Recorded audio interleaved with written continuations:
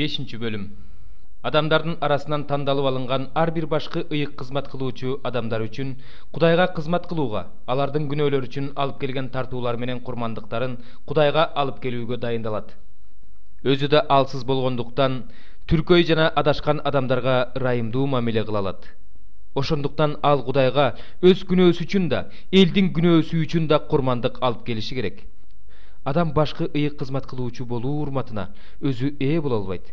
Ал бул урматка Арун сыяктуу Теңир тарабынан чакырылганда гана ээ болот. Ошол сыяктуу эле Машаяк да башкы ыйык кызмат кылуучу болуу даңкына өзү ээ болгон жок. Сен менин уулумсуң, бүгүн мен сенин атаң болдум деген Кудай аны даңкка ээ кылды. Башка бир жерде ал мындай дейт: сен Малкиседек даражасындагы түбөлүктүү ыйык кызмат кылуучусуң.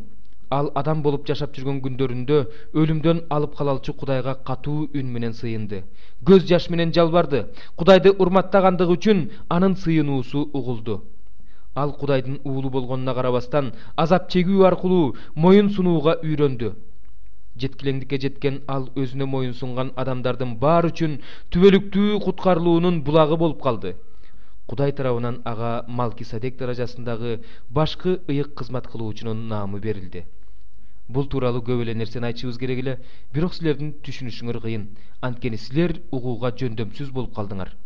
Убакыт боюнча алып караганда силер окутуучу болуп калышыңар керек эле, бирок силерге кайрадан Кудай сөзүндөгү окутуунун алгачкы негиздерин үйрөтүш керек болуп калды.